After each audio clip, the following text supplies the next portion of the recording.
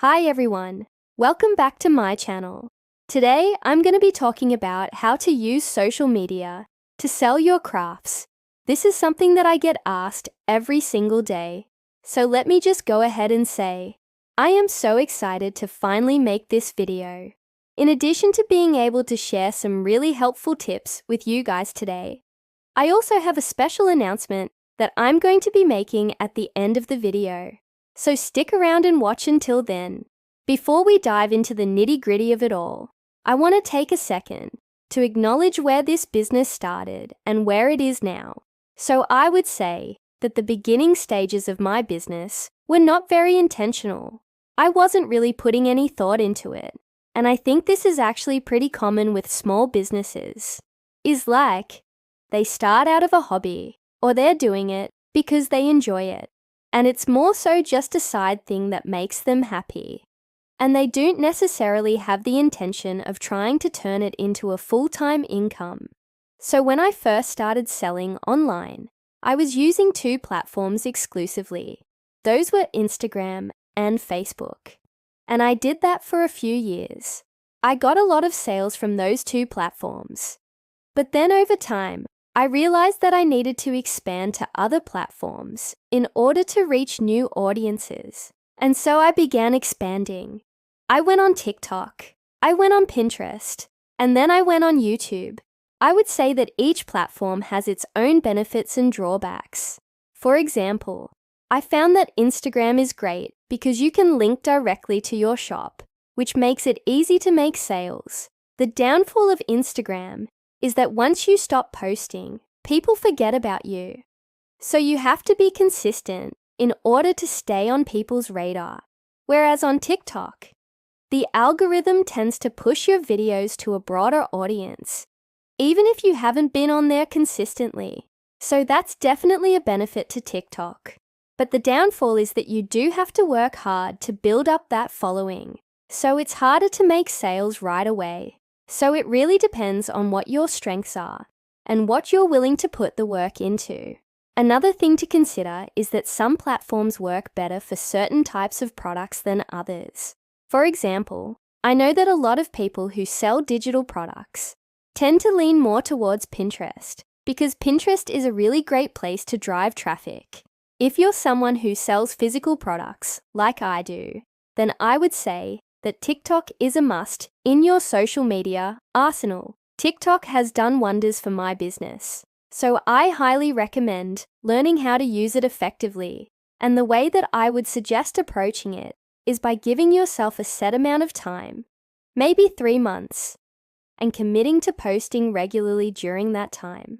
I think that's long enough to see some results. But it's also not long enough that you'll get discouraged if you don't see results right away. Something else that I want to mention is that I believe in quality over quantity when it comes to social media, especially when you're running a business. What I mean by this is that it's better to post one really good video or one really good photo than it is to post 5 mediocre videos or photos. When it comes to growing on TikTok, I believe that the most important thing is to provide value. That could come in the form of teaching someone how to do something, entertaining them, inspiring them, or just making them laugh. When you focus on providing value to your audience, the algorithm will reward you by showing your videos to a larger audience. You may be wondering, well, how do I know what type of content my audience wants? How do I figure out what's valuable to them? And that's a great question. My best advice for figuring out what type of content will resonate with your audience is to look at the accounts that you admire. Look at their videos and try to figure out why you like them. Is it funny? Is it inspiring? Is it educational? Once you figure out what you admire about those videos, ask yourself, can I do that too? Can I put my own spin on that? Can I teach something that I know about? Can I show off a talent that I have? And if you can do any of those things, then it's likely that your audience will appreciate it as well. If you're looking for some inspiration, I suggest checking out some of these accounts. They're all in different niches, and they all do a great job of providing value to their audiences. Next, I want to talk about the importance of engagement. Engagement is key to growing on social media. It shows the algorithm that people like your content and they want to see more of it. So make sure to respond to comments, send messages, engage with your followers. Let's say you're running an Etsy shop, for example. You can talk about what inspired you to start selling on Etsy. You can talk about the process of creating your products. You can share behind the scenes, photos, or videos. You can talk about the challenges of running a small business. Basically, you want to give people a glimpse into your life and business. Make them feel like they know you and that they can relate to you. As your audience grows, you'll start to notice trends in the questions that people ask you and the comments that they leave, and that will give you some clues as to what type of content they want to see. Pay attention to those things and give them more of what they want. Another thing that I think is important when it comes to building your brand is to find your niche. Who do you want to target with your products? Once you figure that out, tailor your content to that audience. For example, if you're selling handmade jewelry, you might want to target women aged 25 to 55. That means that you should tailor your content to appeal to that audience. Use language that they would use. Talk about things that they would be interested in. Essentially, you want to become the go-to person for that niche. You want to be known as the expert. And once you establish yourself as the expert, people will trust you and they'll be more likely to buy from you. The next step is to identify what makes you unique. What sets you apart from the competition? Once you figure that out, make sure to highlight it in your content. Let's say you're selling handmade jewelry, and every piece of jewelry comes with a handwritten card that expresses gratitude for the customer. That's something that sets you apart from the competition. So make sure to highlight that in your content. Let people know that when they buy from you, they can expect a handwritten card with their order. That's something that's going to make them feel special and appreciated. And that's something that will make them more likely to buy from you. Last but not least, I want to talk about the importance of consistency.